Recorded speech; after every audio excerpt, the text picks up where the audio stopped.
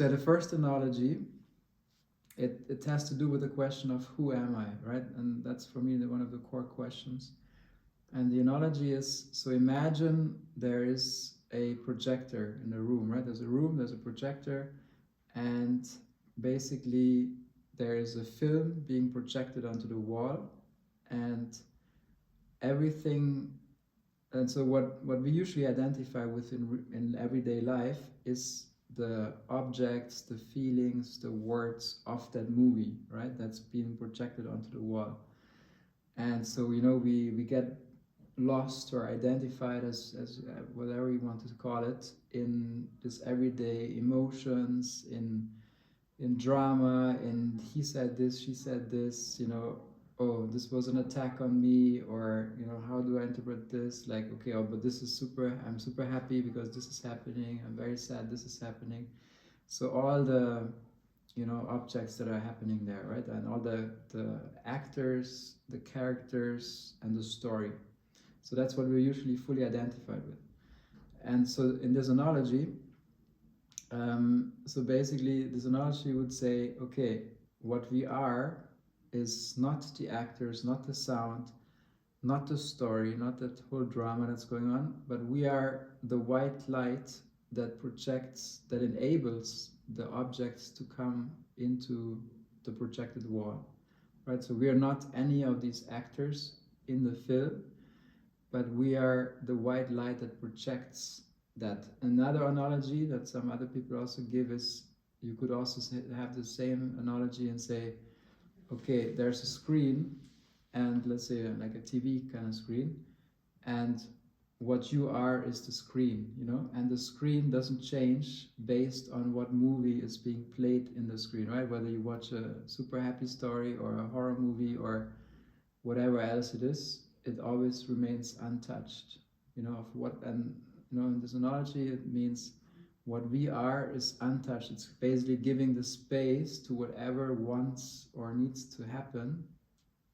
And then the question is, how real is the movie in relation to the screen of what we are? That's kind of the analogy. So now, you know, yeah, that's beautiful. Huh? Also this thing, you know, but I think one of the big insights that you shared, that I also think is also very hard to share, but this thing, you have a big insight and you actually cannot share it with others unless they had sort of a similar experience, right? We can't relate to it. It's so far away. And I think those are the most beautiful things, right? And I think, yeah, I think this other point that you said, this, you know, having this distance to emotions or feelings or identifications, right? And to, yeah, I think we all experience that, and I think that's our true nature, right? To just to be completely still, not have any identification, and then something happens, an emotion comes up, and then, like, you know, sometimes there's this analogy as well with the clouds, right? There's a, like, feelings or thoughts are like clouds, you know, they come and they go, and many times we get so hung up on an emotion or on a thought, right? Let's say it's Sunday afternoon, we sit there, drink a cup of tea, and then a thought comes and takes over. Nothing happened, there's no situation change, it comes over, and I'm like, oh, what if this, and then what if this, what if he meant this, what if the, and it can get destroyed kind of your afternoon, although nothing happened, right? It's that's amazing if you think about it. The power, right, we give to thoughts. And then, as you said, to have like a distance to, and I find it fascinating, you know, to even to our own thoughts, because we always think that, you know, those thoughts, they're mine, they're from me, about me, and that's why we give so much attention to them. But if you objectively, you know, sort of recorded your about 70,000 thoughts that we have every day, they're completely insane. I would say 90% are don't make any sense, but we take them as if they're God, and we're praying to them, and because we think they're from us and about us. That's what we grew up, you know. But then, and you know, just to get, yeah, to stay on that for a bit. If you think about, I'm super fascinated by thoughts and the relationship, because if you look at, for instance, we believe growing up without having ever questioned it, and nobody has ever told us that's how it is, but we kind of grew up and say it's like a baker where we say there's a baker and he makes bread, he produces bread, and we think the thought is the same. We are the thinker, and we can think thoughts. That's how we could be like, oh yeah, I can think about anything I want. But actually, when you really truly observe, and anybody can do that, you observe the thoughts, and then you realize they just come and they go. But there's no power in us to say, I can, for 24 hours, I can just think whatever I want. It's not possible, right? It's a very simple thing. And that alone, to see that these thoughts, they just come and go, and we pretend, and that's the funny thing, there's a mechanism in us that says, pretend, no, I thought that, I was thinking that, or like even when you take it further, somebody tells you something, they're mad at you or whatever, they hurt you, then who are they to claim that this is what they, that there's something else happening. It's sort of the same energy as a tree grows leaves, something is happening in the universe, and we take credit for everything, and we make our life so miserable just by claiming all these thoughts. It's really amazing. It's kind of a funny joke. Yeah. So I'm new at this, and I don't get the analogy. So what are you saying, that we're supposed to be the blank screen? Not supposed to, but that's the goal. Yeah, not even a goal. I think that's what we are. Like in this analogy, also, it assumes that, right?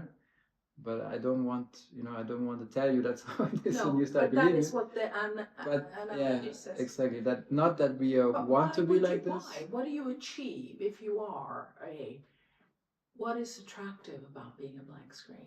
It sounds a little unattractive, frankly. Just spontaneously. It does. I don't think I want to be that. Yeah. So what is the advantage of being the blank screen? Not letting anything that happens around you touch you? So the blank screen is not the goal. It's not something that we should achieve. In this analogy, it's sort of a description of how somebody may see the world and us, right? So it's just describing of, in a way, using that analogy. So to this, this action figure that we usually identify, let's say Benjamin or Eva, this seems like a really awkward concept, not attractive at all, as you just said, right? From that, from that note, and that's really true. I would say for most action figures, that would be true. It would be like, it's so boring, what's the purpose then to be a white light or the screen? So, and that's the beauty of it, to see, that, and the analogy may help, and nobody has to do anything, but like, it may help you to get that distance that Catherine was talking about, to see maybe I'm not that action figure Benjamin, and maybe there's something else, and let's say an advantage that could be there is to have peace of mind, for instance. And many people are struggling with everything that's going on in life, and maybe that's a way to be a bit more distant, but not in a bad way. Like, there's also a way of saying, okay, I can't deal with this, so I cut myself off from that. That's a bad thing, right? That would be really bad. So what's the difference? Yes, to disattach. Yeah. But there's a 1 second, and then it's not to disattach and say, no, I'm going to disattach myself from. It's like a disattachment by default. It's already like this, and then it's just to see that. Maybe. But I think one of I'm not sure, maybe I might be wrong, but from what I understood from that, I feel like I understood this analogy through the years very differently, because I was very much like you at the beginning. I was like, excuse me, what? Sorry. And also, like, I feel like it's a very weird thing to process, because you kind of think like, what? But what I understood from it is actually the screen is not just us. The screen is all of us, and we're all connected as the screen. So I mean, if you think of it in a religious way, some people would call it God, some people would call it the universe or whatever. But I think from what you're saying, what my understanding is, we are actually all very connected as the screen. And then all the stuff that is happening in the movies, it is still happening, but it's not affecting, let's say, our soul. Like, our soul will just remain intact as who we are. And in my view of things, that would just be light, just pure light. But then there is more stuff that can come on top of that, but we still stay connected as human beings or souls or whoever through that light. And actually, I feel it's not a way of disattaching at all. I feel like that is actually the most beautiful form of connection, of just being connected to people as the screen rather than as this action figure, like you say, that at some point will die, where like actually it is just one thing that is forever the case, I think. So how do you do that then? Because you do connect with people, you know, still. So what's the difference between connecting on as an action figure, as you say, or through the screen? So I would also say, an attribute, if you can call that, of this white light or the screen is basically, in my experience, in my eyes, is like bliss. It's like, just like happiness, just contentment, everything is at peace. And so I think the question that you're asking, I think it would be worth asking, where does that question come from, and then is it more from the action figure, or is it more from that, what you are or what you may be? And it's a question from the action figure, and the action figure, like let's say that I introduce this concept of an action figure would be some person in the movie right there, or that, and that's something we have. Me, yeah, and that we identify with, and that's how everyone of us, how we grew up.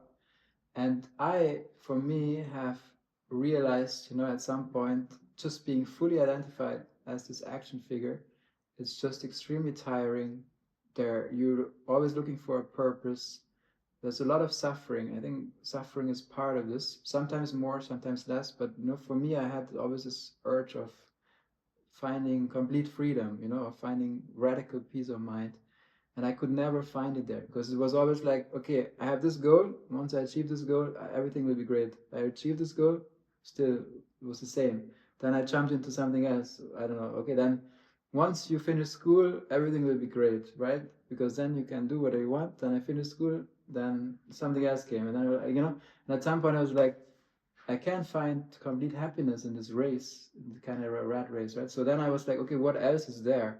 Then of course I went into spirituality, all these things, but the more I had to also, that was a way of unlearning things, unlearning what we are. And yeah, from the perspective of this action figure, it sounds ridiculous, as also Daphne said, but from the perspective of what we truly are, that's what I think, it's our true nature. It's like you don't have to do anything to be there. Like that's the first reaction of the action figure, is to say, how can I get there? It sounds great, Yes, but how can I get there? Like, okay, so how do I get there? And then? my answer is, yeah, exactly. And my answer is, everyone is already there. That's what you're made of.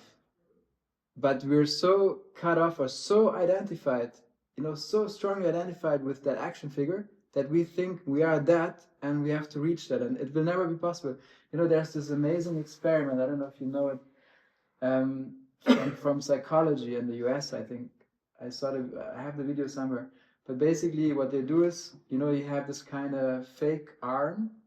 So let's say you have your arm here, and then they hide your arm here, that you don't see it, and then they put like a fake arm which looks like your arm, made of, I don't know, something like rubber.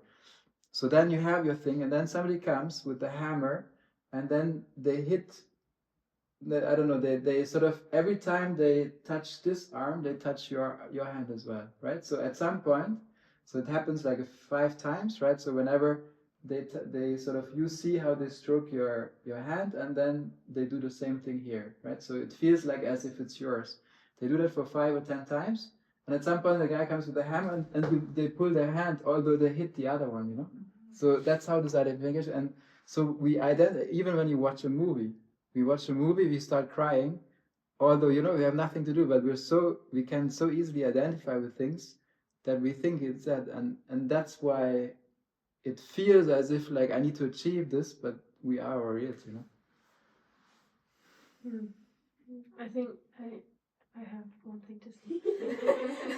No, I feel in life we have glimpses of moments where we feel that. I think, because you say we already are, right? But I think it's almost like at least for me, I feel sometimes I don't have access to that so easily, because I'm like, there's so much stuff in between. But there are moments for me where, for example, at a concert or something, you suddenly get shivers or you get goosebumps and you're like, wow, this is so beautiful.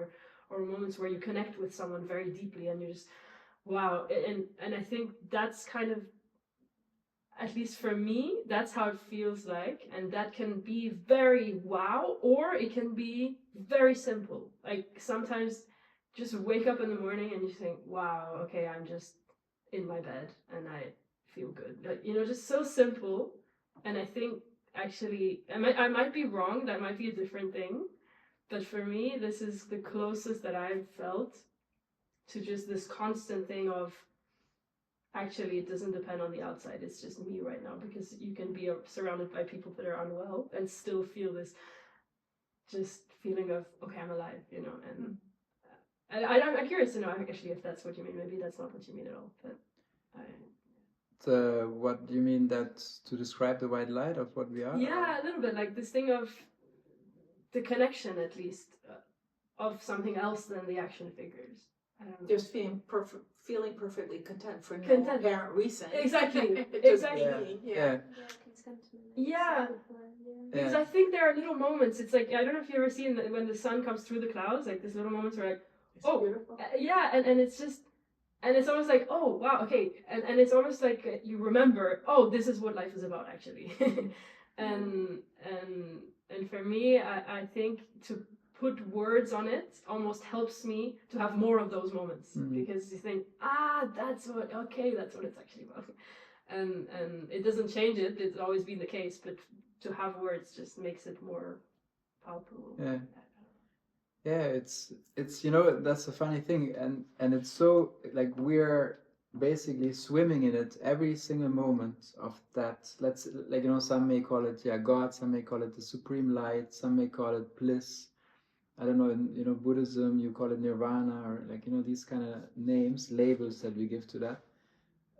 But yeah, ultimately there's it's a desireless state, because usually the action figure only lives the only purpose of the action figure is to have desire. It jumps from one desire to the next. It's like hedonism, right? That's kind of our society is built on hedonism, meaning I have a need, I need to satisfy it, right? I want to have this job. Once you have it and you have a lot of money, then you're fine. But then you realize you're not, so that's kind of the other point, right? And that point is there's a desirelessness, and everything what we're not is always changing. It's ever changing. That what we are, and we miss it because it's never changing. It's kind of like the background to everything. I had once I don't know how I should call it, but like it was a shift in my perception, like a crazy significant shift. It was about, I don't know, 12 years ago, I think. I went to this healer. I don't know, I didn't have any expectations. He did something, no idea what, and then I came up, and then I was like, there was a shift happening of, basically what usually happens sort of in the foreground is the objects that are taking place, and in the background it's kind of like, quiet, there's observation, and that shifted my perception completely, meaning that background that was always, this quiet piece was like everywhere, and then there was a few noises, kind of like, and that was kind of the movie on the screen, and for me it has stayed like this since 12 years. That was one of the things which I didn't understand for some time, but it feels amazing. So like it means basically like, we're so immersed in that movie constantly, and so many things are happening, and you're just like, oh, I need a break, it's just too much, I can't take it. And the other side is, okay, there's ultimate peace, and then there's like a few things here and there, and if you put your attention to it, then it's fine. You can choose to do that, but you can also choose not to. And yeah, but that's how it would be described. It would be described as, and that's always this thing of what you are doesn't need anything. It doesn't even need to be loved. Like, we usually think, oh, everybody needs to be loved, everybody needs to be respected, accepted. So what we are in this analogy, it doesn't need anything. Like, what we are doesn't need to be loved. What we are not, let's say the action figure, needs love all the time. If it doesn't have love, it feels empty. what we are does not need to be respected. What we are not, the action figure needs to be respected. So, and it's always these things that we think it's a good thing actually to have. It's almost like we're addicted. The action figure is addicted to respect, to love, to being accepted, to having friends, to all these things. But what we are doesn't need any of that. And that's, to the action figure, that sounds like failure. It sounds like, oh my God, this is horrible. But then, to what you are, it sounds like horrible that you have to do all these things in order to get some respect or something. It can be confusing, when you hear these for the first time. But yeah, that's sort of how I see it. Can I add something onto this? I think my way of understanding it is like being and not doing. So like before, and I think I say before, I still do this a lot, but I get caught up in doing, and I need to do, like, particularly with achieving, it'll be like, I need to finish this thing, I need to do this, I need to do this, I need to clean the house, I need to, like, it's always doing. And then I pause sometimes, I'm like, because I get stressed out, and I'm like, oh, I don't have to do it in this way. I can still do these things, but I can still be in myself. I can still breathe for a second and not get caught up in this spiraling thought process or even like the physical process of just constantly doing. And I get so much peace out of that, because it's like, it's also recognizing that you just as yourself are enough in that moment, and that you don't need to be doing things to prove that, or seeking validation from whatever, or to feel something, or like, it's being comfortable with just being in that.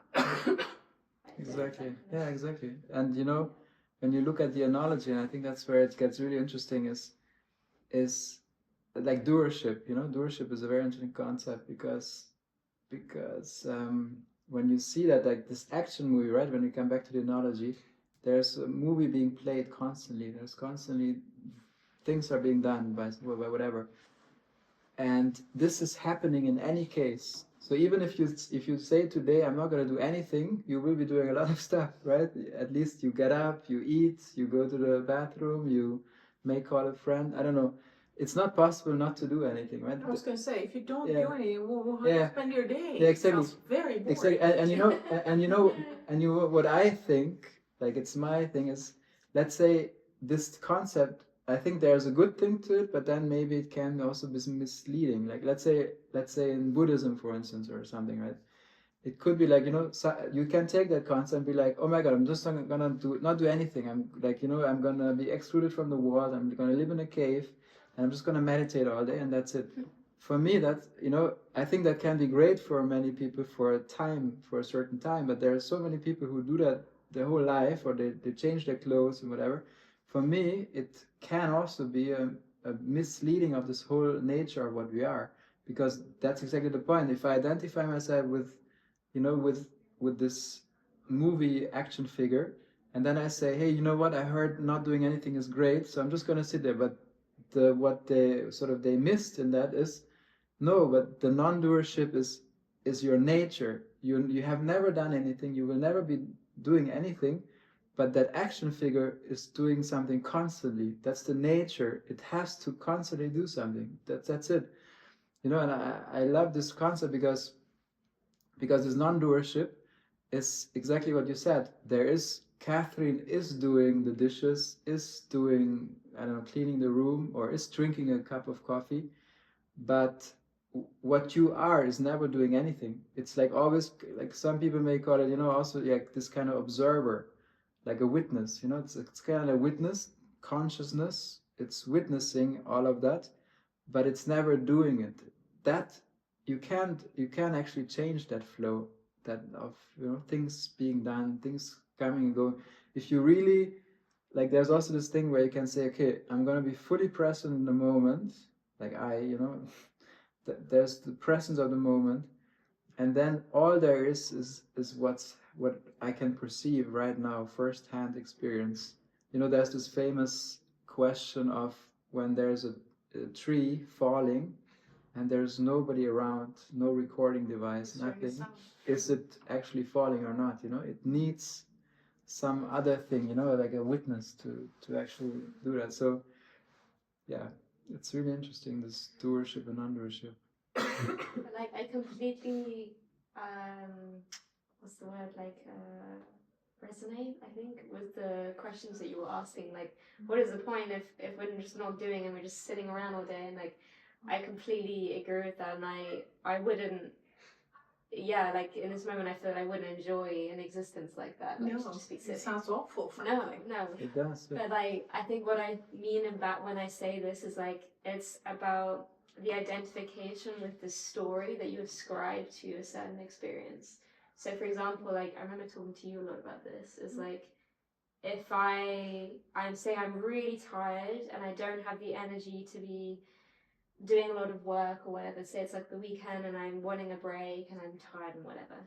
And so either maybe on this one day I decide, okay, I'm going to have some time to myself, I'm just going to relax. And so I decide to maybe watch a film or take some time off, whatever that might look like.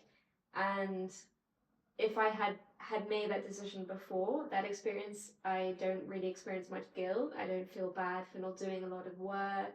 I quite enjoy the time. It's very relaxing. It's very rejuvenating. But if I haven't made that decision before, and say I'm just too tired to do work, and then I end up watching a film, throughout that experience, I'm like, oh, I should be working. I should be doing this. Like, I'm not doing my work. Like, there are all these like thoughts about that experience, and at the end of it I feel so differently because of this like decision that I made. Oh, I'm going to go do this, and because it connects to like, oh, maybe I don't know, like whatever thing that might come through, like, oh, I'm a bad person because I don't do a lot of work in my week, or I'm da da da da. Like, there's this connection to it that I ascribe, and then therefore it makes my experience very different because I'm identifying with this, like, yeah, I'm navigating What it you in should a be natural doing. way. Mm. Yeah, like the should be, or who I am because of what I'm doing. Mm-hmm. That was kind of my example of like when we're caught up in this doing, how it affects like how you feel or your experience. About yourself. Mm-hmm. Yeah. But even doing that same thing, like That's it's still still doing that same thing, but you know, being content with. Because I don't think it is about doing nothing. Actually, I think it's about continuing doing everything in the exact same way. It makes zero difference. But just But not identify. You don't identify with what you do, but who you are. Exactly, like Yeah. exactly like as you said. Look, it could be, I don't know. Let's say you have a certain profession, you have family. You know, you have, from the outside it looks like, you know, Eva is leading a certain life, right? So let's say if you had this insight, you know, of what you truly are. Let's say it changes completely your perception, but from the outside, it may your life may look exactly the same from outside. You know, nobody else may be able to tell, oh yeah, Eva had a great transformation, you know, she changed and she's so happy. Everything may go on exactly the same way, but it could be that, you know, you see everything completely different. You have more peace of mind, you know, something like that. So from the outside, nothing has to change. It can. For some people, they have a spiritual transformation. They change their lifestyle. For some people, it doesn't have to, you know. Yeah, it doesn't matter. It doesn't play a role. But so, what difference did it make to you, like when you started living your life after that sort of shift? Switch. I mean, yeah. If I look back, right, from the outside, what I do is not much different. But what changes is, yeah, just the perception of everything. You know, like, yeah, I remember I used to worry about so much, but also, like, you know, I think from a personality type, I'm just, yeah, very strategic, very forward. Like, you know, I forecast a lot. I check this and that. So my mind was very strong in that regard. And I had many moments, you know, especially my teenage years, where I just worried about everything so much. I was playing competitive tennis, and there was a lot of pressure, and I think it sort of ate me. Like, you know, I had a lot of very strong experiences, and I worried so much. I think there was a time in my, I don't know, was it 13, 14, and my mom was like, "Oh, I haven't seen you laugh for like, or smile for like, I don't know, weeks and months," you know. I was so serious and about things and so worried. Performance oriented. Performance oriented, you know, because there was so much pressure and it was a very high competitive level. But did you enjoy it? I mean, I love playing tennis, and I felt like that's what I have to do. Nobody forced me to, but I was so identified with that, and I didn't even know I didn't smile. I didn't know whether I was happy or not. You know, I was just so immersed in that. So yeah, I think the biggest change I would say was that I could switch off like this if I, instead of worrying about something, like I observe the thoughts and I see how I said earlier, right? A thought comes and it may be able to destroy your whole afternoon, or you see the thought coming, or like knocking, or like you laugh and then it goes on. You don't get caught into it. I think that's a big thing, but also, yeah, just to, not having to do anything, you can just rest, and yeah, you wake up in the morning and you're okay with what you are. Or like the validation part, it's a huge thing, right? I remember also being very submissive to certain people, needing some validation to say, hey, this was good, this was not good. It falls apart. So like so many things that I gave a lot of energy to, that I was waiting for and sort of fighting for, that falls away, and then there's just room to breathe and to enjoy and just to be. It's nothing exciting. It's just contentment. It's like bliss, and yeah, but nothing. Yeah, I think that's peace of mind, peace, and So if we walk out of here or tell you, oh, this was terrible, I'm not coming back, so that validation, negative validation, is not going to touch you. of course not. Because But it's like, in only a way, it's like a Teflon. You're like a Teflon pan, that nothing sticks. In a way, that's kind of unattractive. Well, for the action figure, it's very attractive. Exactly. I don't want to be that kind of, with like nothing touches me. Yeah. Because then what are you, like a superhero? That isn't that worse? But the thing for me is, it's not But like I would like to believe, sorry for interrupting, that what I think of this session is going to count for you. Whether I praise it and think it's wonderful, or whether I trash it, which I wouldn't do, but suppose I would, like, this is crap, I'm never coming back. That has some kind of effect on you, because otherwise it's almost like I'm unvalidating myself. You know what I mean?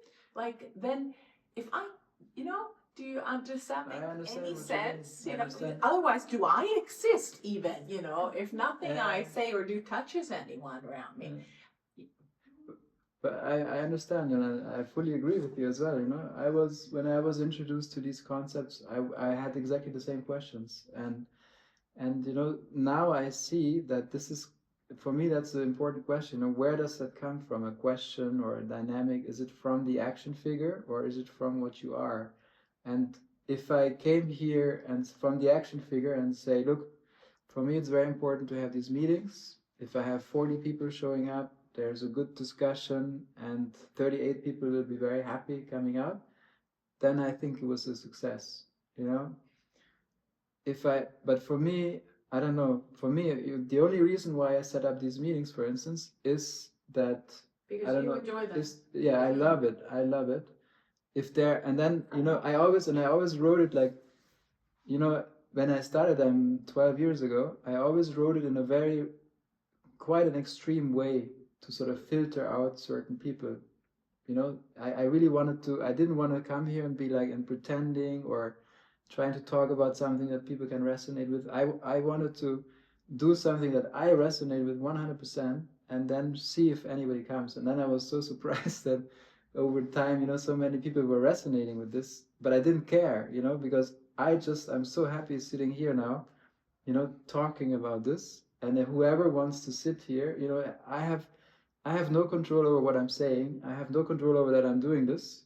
Coming back to this analogy, and I fully understand what you're saying, because that's the most natural thing.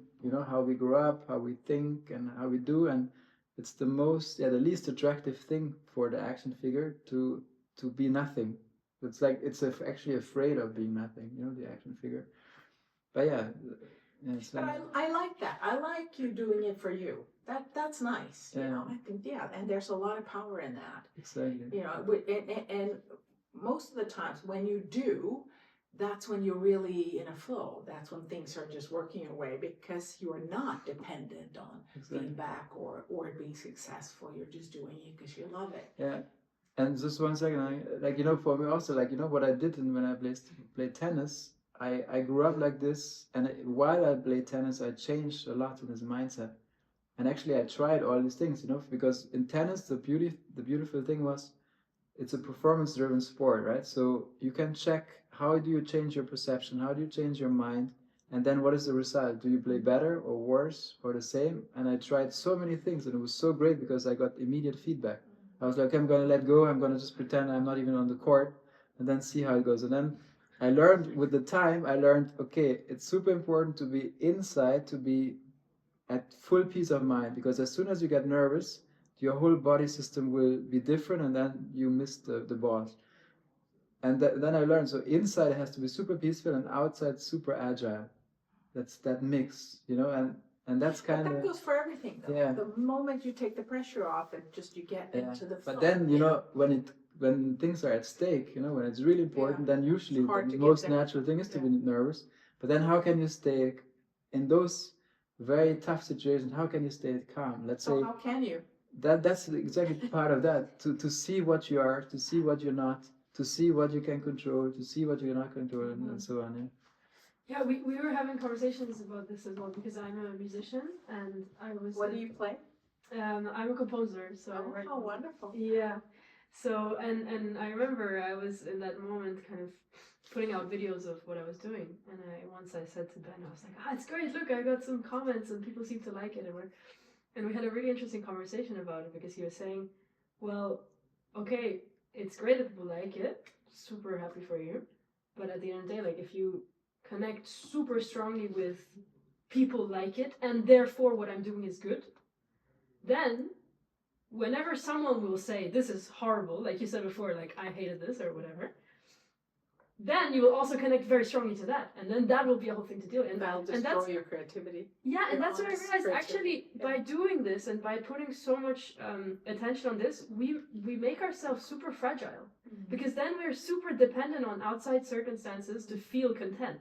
And sometimes I think there's almost this illusion of, oh no, but I'm feeling great. Then you think, okay, but am I feeling great just because my external circumstances at this moment in this minute are great? Or would I feel equally as great if I got 100 people telling me that's horrible? And I think, obviously that's super dramatic, but I do. Because I'm guessing no, not so much. No, and that's why in a way it's almost hard in any case to not have that affect you. Exactly, but it's hard to take it so extremely, because obviously when people are happy with what you do, you get satisfaction from it, and you think, okay, well then great, that makes me want to keep going. But imagine if you get that satisfaction purely because you love doing it, and then all the rest is just an extra, and it's great as well, but it is just an extra thing. And like the example you gave with the Teflon, that things just flow away. In a way, I feel it's even more fulfilling, because then the rest, I don't know, it's there as well, but it's not the main thing anymore. The main thing becomes yourself and what you really do love, or who you really are, and then the rest is just coexisting, I guess. And I think exactly, and I think this Teflon example is, imagine everything sticks. Imagine everything sticks on you. Imagine that's so. Well, not everything. No, I'm just saying. You need to be a selective. But I'm just saying, like, if a lot of stuff sticks on it, it's like, oh my god, and if nothing sticks on it, it's like, you're present. You can actually show up. I feel like in a room usually, as you said earlier, right? All these small talk and this and that. There are so many dynamics of the action figure wanted, like, it's so, like, yeah, it's, I don't know, subconscious or unconscious, like, okay, this person wants validation. You can see, because the way they talk, all they want is validation from that person. It's like, and then this, you see the dynamics of the room, and you feel like, but there's nothing authentic, like, truly not, there's nobody is here who is really truly themselves. For instance, here I can also sense a very kind of naked energy, very authentic, like just what is, it's very rare to experience that. But what is wrong then? Because I agree with you. Of course, it's like that. You can understand that without being incredibly spiritual. What is wrong then? If you see that, to just give that person the validation that they so greatly want. It's just Thank you. Just anyone. If you see that, just give it to them then. But they're not even aware they're looking for it, right? It's so complex. But that will make them feel good. Yeah, Because exactly. if you see that, because you know how you always look, it's almost always easier to see other people's needs and wants than your own. I'm sure you're the same, except you can't see it, so Right. it's hard to be objective yourself. So what's wrong with just giving it to them, what it is that they so desire and need, and then they'll feel great, Yeah, for sure. Which is nice also, no? For sure, I agree. But it would So be nice that if is there why were... I don't like this. I don't want to be a Teflon pan that where everything just slides off. It just sounds so inhuman. You know what I mean? Like, see, because if I were you, then I would just look at that person and sit there and go, "Oh, the poor sucker. She hasn't been to your lectures.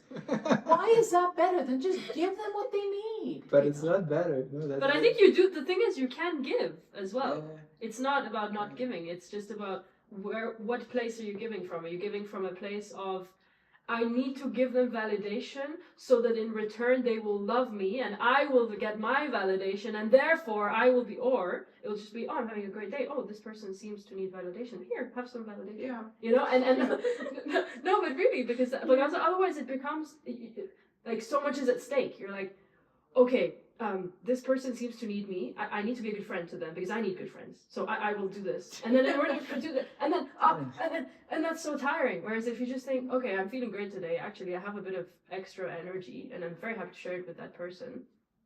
Then they will receive it from such a beautifully authentic place, Right? I think. That can't be wrong, right? And there's How nothing can that be wrong. wrong? Yeah, Yeah. exactly. And I think it's important to understand what I'm saying or anything. There's nothing wrong with anything. I think, and if you choose to say, hey, look, I wanna live my life like this. I'm happy like this. That's great. I think it's. I'm not saying that. I'm just struggling to understand.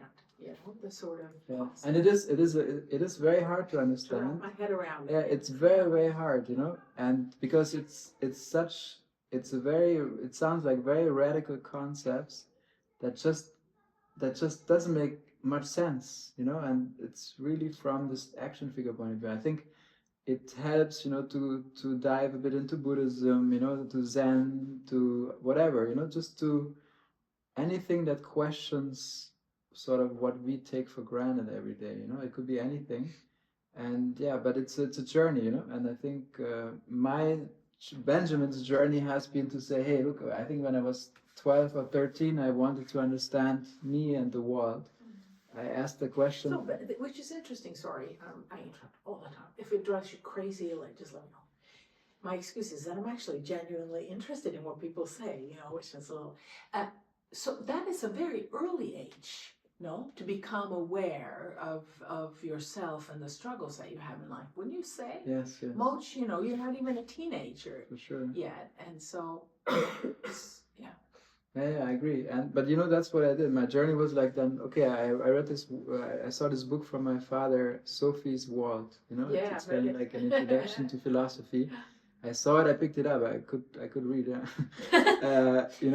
I looked at it and I was so captured by this book, and then I read it, and a while I was like, yeah, but still it doesn't give me the solutions. Then I saw other stuff like psychology. It didn't give me the answers, and then it went on. But anyway, yeah. So that was one analogy. Should we do another one or another analogy, or do you have any more thoughts on this? I mean, it will be similar, I guess. Do you have anything, Do another one. Catherine? See what you got. Show us what you got. Okay. I need to go around 4:30 at the latest. Yeah, that's fine. Okay, let's do one more analogy. I'm thinking between the two of them. I think one is extremely that would be a Controversial? extremely Oh, not no. controversial, No, conceptual, no. conceptual. Uh-huh. Like I think, or let's say abstract. It would be I very get it. abstract. Let's do one that's more tangible. Okay, I think you guys probably heard it before, but I think it's good to refresh. So there's a mushroom family called the cordyceps. It's basically, actually, we saw it. We were in Bhutan together once, and I think they sold it somewhere. Like it's I think a little pack costs like, I don't know, $500 or so. But anyway, so it's a mushroom family that exists in Asia, I think, a lot, and it's quite rare, this mushroom. And the only way for that mushroom to reproduce is that, let's say there's a mushroom here, and then there would be one, let's say 3 kilometers away. So the only way for that mushroom to reproduce would be it would need to spit out a spore, and then it would need to find like a transportation means, like an ant, and then it would spit out a spore onto the ant. The ant thinks it's kind of good for it, and then what it does, and that's a real thing, like that's a real story, I'm not making it up or anything, that's a real thing.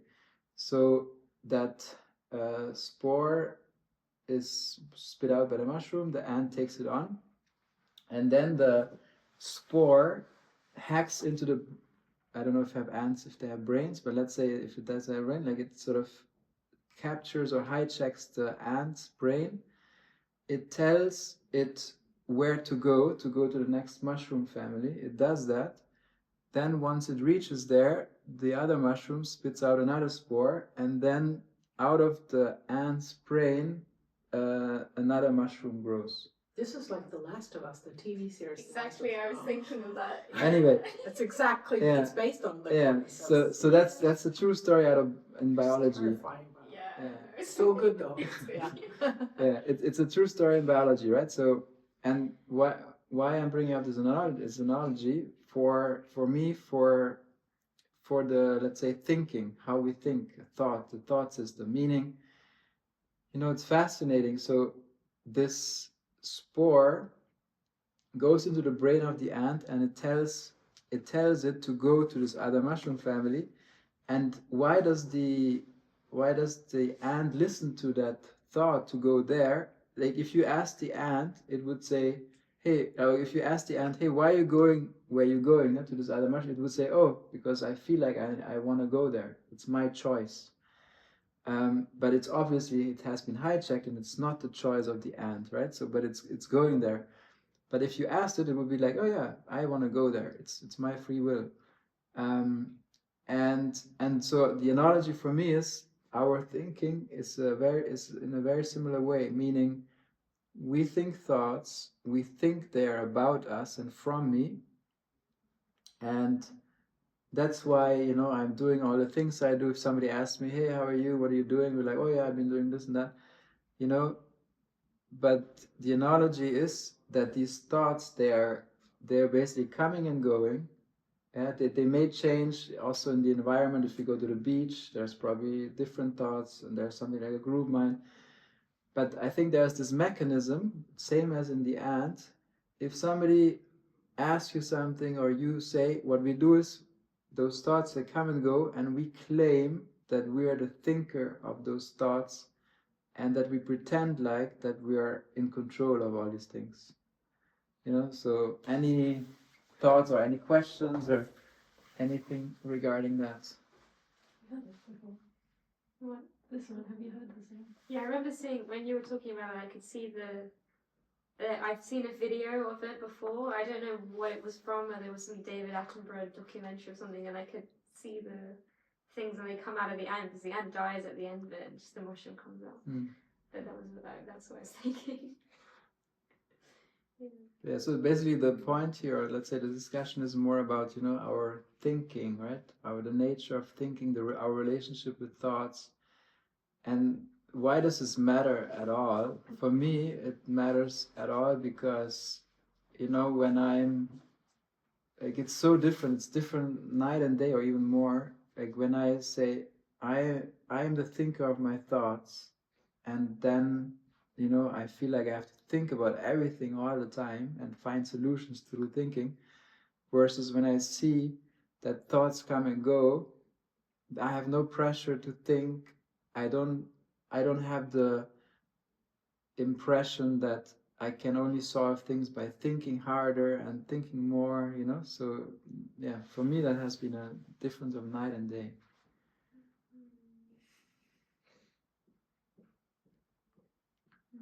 They also say it there, you know, there are 70,000 thoughts a day approximately, and then they say about 80% of those are the same thoughts from the day before. so, Very depressing. Yeah. so imagine that's and That is so depressing. yeah, imagine. And that's just like, you know, and usually what happens is, right, that we're not even aware of most of the thoughts.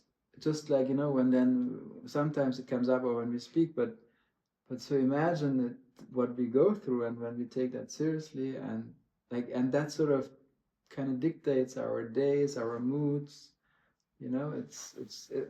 From a certain perspective, it's just insane, you know.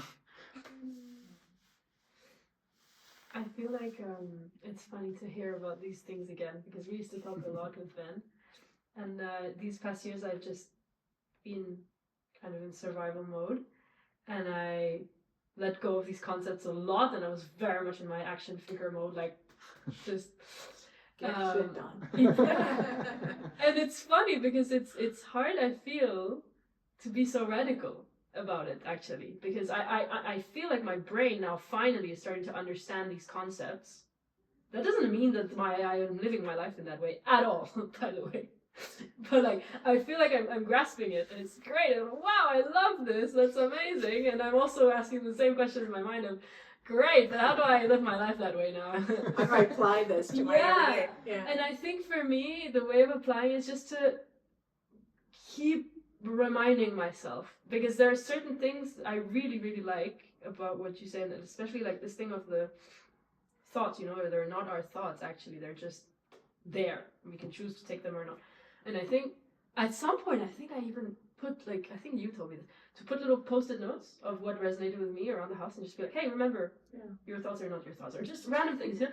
And whatever sentence really would bring me back to that state. Your thoughts are not you. Yeah, exactly. I mean, just, and I think it's the repetition of that at some point it somehow just sinks in, and I guess it's maybe like with meditation, where you just think, okay, it's just training a muscle of just being like, okay, it's not because that's the way that I saw it for the past, whatever, 20 years, that it needs to continue being that way. And if I wanted to go slightly more into that direction, I can, by just remembering again and again that I agree with this type of way of seeing it.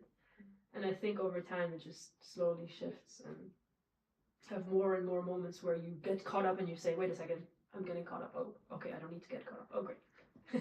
You know? And you can just let it go.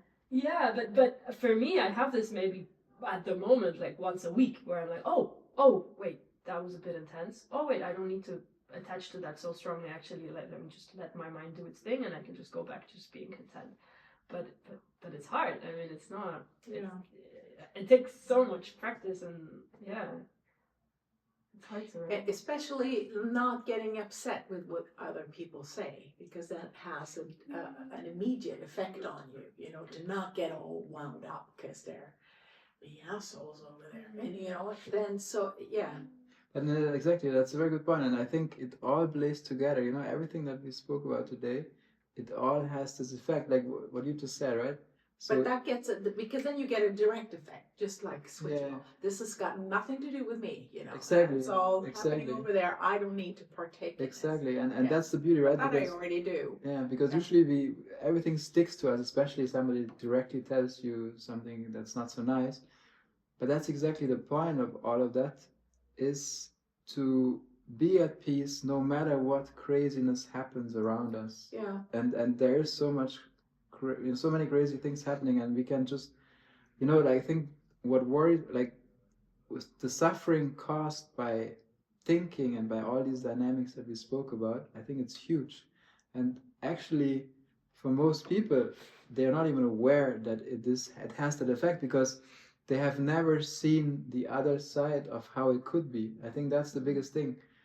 Yeah, I don't know if we had, like, you know, if somebody grew up with another third hand coming out here or something, for them it would be the most natural thing, right? They wouldn't know something is wrong with them. But then if you've had it the other way, you would be like, oh yeah, wow, it's so much easier now, right? So like as an analogy. But I think that's the thing, we have such a high tolerance for really bad stuff and suffering, that we think if we just have a little less suffering, we're happy, But that's why I use sometimes this terminology like radical peace, because it's really radical peace. It's not like you have a nice 20 minutes in the afternoon after taking a bath because your body feels relaxed, but it's really like really peace, and it's a bit like this concept of, it comes from this beautiful book by Hermann Hesse, Siddhartha. It's a very beautiful book where he says, most people are like a leaf in the wind, just being blown away by every little wind, and some few are like a star that sort of goes its own direction or its own way at any given time. It doesn't matter, anything blows, they still do the same. So there's a lot of beauty to that, and the action figure will always say, oh, but that sounds great, but sorry, this is really boring, I don't want to do that. And that's exactly even if you grasp these concepts and you try them out, there's a huge sort of resistance of that action figure to open up. Like, let's say, for me it has happened like this as well. I was questioning everything, I was doing it, and then there's so many arguments saying, oh, but that's crazy, then you're like, sort of going in a weird direction, you're not part of society. There's so many things that sort of try to push you in the other way. It's really, it only works when you're like really authentic about it, like every day, Yeah. Which sounds a little exhausting, at least for in the beginning. But it's if you have to constantly, it is tiring to always be aware of what you're thinking. No, I mean it does require a consciousness, like of totally always being there, which you're not used to. It's a bit like when you learn how to drive a car. Yeah, At the beginning, you have to really think about focus everything. at the beginning, and that's exhausting. Mentally exhausting. Exactly, and then at some point it just goes. Becomes second nature. Yeah, exactly. But I mean, I must say too, sort of, I'm good like that. At least that concept, definitely I have learned to, the understanding of that whatever other people do and say, even if it's directed towards me, it's got nothing to do with me. It's all them, it's happening over there. And I can choose to partake in whatever craziness is going on or not, yeah. That's great, yeah. That's great. So see, I'm not that bad. Not at all, not at all. It's your validation. Thank you. Thank you. Actually, you're great, Eva. You're great. You go with another validation. Because it's just, because it just makes kind of sense also, There was just one thing I thought of when you said, because I of course have objections all the time, I'm sort of, obviously, because an action figure. Is there not a certain danger in being super zen also though? And if you just don't let anything that goes on around you touch you or interfere with however you choose your life, then to what extent do you take that disattachment? All sorts of really bad things can happen then if you choose not to partake, like say Donald Trump, for instance, in the US. It's unbelievable how he's allowed to do this, and it's just because people I don't know what the hell is wrong with them. They are definitely not action figures. They're just completely zoomed out, and they watch Netflix and chill, and that's what they're gonna do, and that's their world. And and so there's also isn't there danger also in not partaking in in society? That question came up 1,000 times I'm as sure, well, you know. and the answer for me is very clear. No, it's actually much better because you can think and see much clearer than ever before. And and as I said earlier, like what I'm sort of talking about is not a kind of, let's say, Zen Buddhism thing where you say, hey, I'm gonna be in a cave, I'm gonna meditate, I'm untouchable. I'm untouchable. You are, as a human being, you are in society, you are active, you stand up for what you think is good.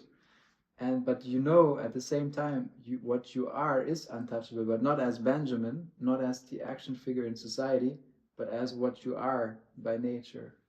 And that's the big difference. For me, I struggled. Why is that a difference? I don't see Yeah, the difference. I will explain to you. For me, I struggled with this, what I just said, at least 10, 15 years with what I just said. It's so hard to see that. Like, that it's like this, what you just said.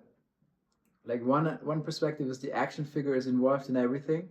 The other perspective is to say, okay, you can sort of lean back, zen out, and just isolate yourself, right? So these are the two concepts, and what I'm saying is it's a concept like this. And the concept, what I'm saying is, the action figures will realize all the things that it's not, and gets rid of all of that stuff, and then you see what you truly are, and then you are your true nature, but the action figure is freed. It finally is living in freedom. It can just jump into anything it wants, and it knows it's untouchable. Like, the action figure is not untouchable. That's sort of in touch with everything. But what you are is not the action figure. It's the white light or the screen. And finally, the action figure can just be free. It can get lost in anything or not, but what its essence of, not even essence, but what its nature is not touched by anything.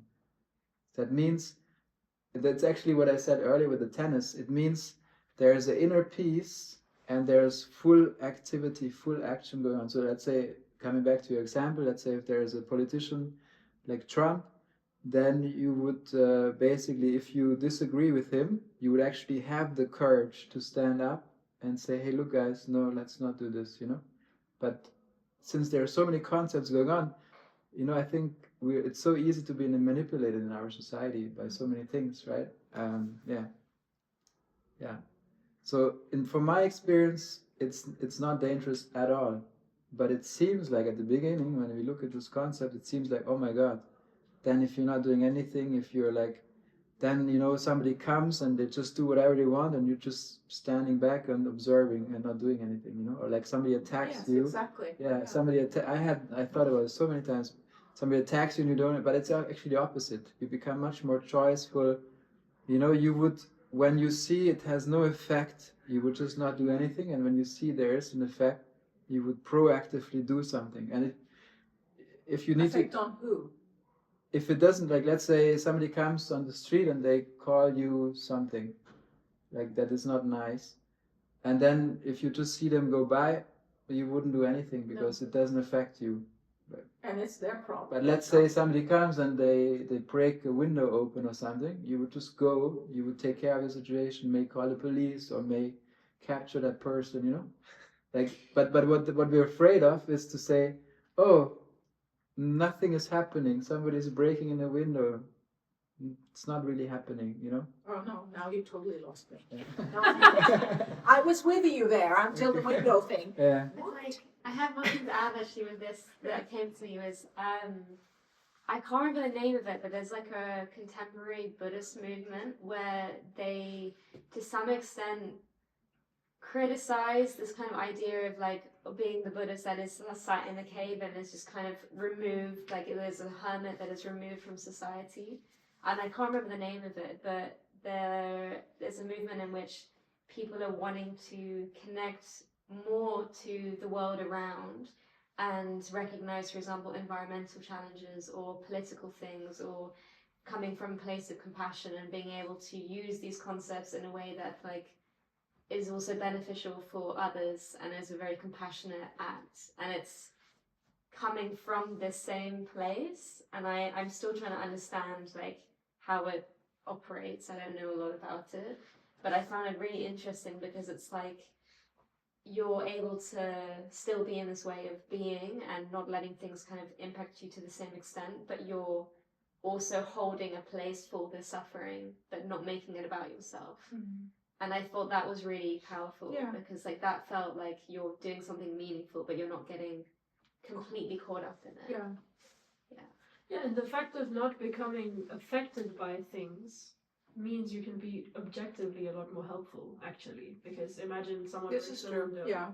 If they break the window and you first have to deal And you with get your thing angry. of- yeah, Yeah. exactly. That's so you not have to very deal with constructive. yourself and your own reaction, and then you say, "Oh God, I have to now do something." But imagine they break the window and you're like, "Okay, they broke the window now. I need to get this done," but you don't have this thing of like, "Oh, they're an asshole. How could they break my window?" Like, and you don't have that, and then actually you can go a lot quicker to finding the solution and dealing with the problem from the action figure perspective, I guess. No, this I agree with, but that's also again more common sense. You know, it's true that some feelings are not very productive for you. You know, such as anger in that position, in that situation. Like I said, it's difficult not to get angry if somebody breaks your window, but. But is it even about not getting angry? Maybe it's not even that, no, because the action figure does have the emotions as well. Exactly, that's a very important point as well, right? Like some people believe that when you live like this, that you should never, like, I think also again Buddhism, right? There's You have no emotions. yeah, just don't show emotions, but that's also in my eyes, that's not the point. The point is that the action figure can be free, and if the action figure is angry, it's angry and it's okay. But it's not touching what you are. It's part of the movie, right? It's not the white light. The white light is always the white light, but the action figure is supposed to be angry sometimes. It's supposed to be sad. It's supposed to be anxious. No, I don't understand. So what, you are the white light and the action figure, and you can switch between the two? Like you can decide to No, be the white na- light or the action figure? No, It's like, okay, I really want to be angry now, so I'm going to switch on my action No, figure. it's No, happening. I'm No, not no, understanding. it's happening. Like imagine it was like a video. It's happening at the same time. It's just two different tracks. So basically, there's a track of what you are that's unmoving, untouching, and then the action figure is constantly moving. Right? It's sometimes it's a good mood, sometimes it's a bad mood, sometimes it's angry, sometimes it's not. But what you are is that white light, non-stop. But the action figure is constantly doing it, and the action figure needs kind of to be identified with, but it doesn't need to. You don't have to identify with. It's just doing its own thing anyway. You can't change it. So When you're saying the action figure now, you're talking about you. Benjamin, yeah. You see, no, I'm lost now. But, maybe it's just my brain was like, all right, too much information. I can't deal with this anymore. Is that not a hard concept for you to get? Yeah. That you are both at the same time? Yeah, it is. Like, well, It this is. is It is for I- sure. I think one thing that helps me, I also don't fully get it, let's be honest, but I think is, for example, if you have a traumatic situation happening to you, to think, okay, that will affect the action figure, that will create a certain trauma or whatever, but it will not create a dent in the screen or in the other track. Like, it will not, the screen itself, because imagine, like you said, it's a horror movie and they're torturing this person or whatever. Okay, that's horrible, but the screen is there. And it's almost like holding the space. It's there. Mm. And I think, again, different religions, you can call it so many different things, but it's this like, Such as? Give an example, because I for just don't example, grasp it's this. like the what is it? This love, for example, unconditional love. It's this unconditional love that's always there. Whatever you do, whatever you do right or wrong or this or that, it's there, And I think it's the same with the screen, but it's you. I don't know how to say it's not a separate thing to you, but it's I think of the screen as the soul. For me, it's the soul. It's the soul that you are. You come into Earth or you leave or whatever. That's my Another analogy would be a computer game. Let's say you're playing a computer game. There's the action figure of the computer game are in there. They can die. They can be successful, win a car race. But what you're behind. You're not being seen, right? You as, let's say, Eva playing it, you will not show up on the screen. Yeah, because you cannot be affected by the game, like because you're not in that game. It's kind of like that, like the Matrix. I get that totally movie. affected by video games. Come on now. You're like, oh my god, No, but you know what I mean. Like if you only look. no. But if you looked into the perspective, let's say if the video game was everything there is, then Eva would never be able to be like you could never be shot by someone in the video game. Yeah, That's what I mean. Like Yeah, actually yeah, physically. right. That's what I mean. That's how it is.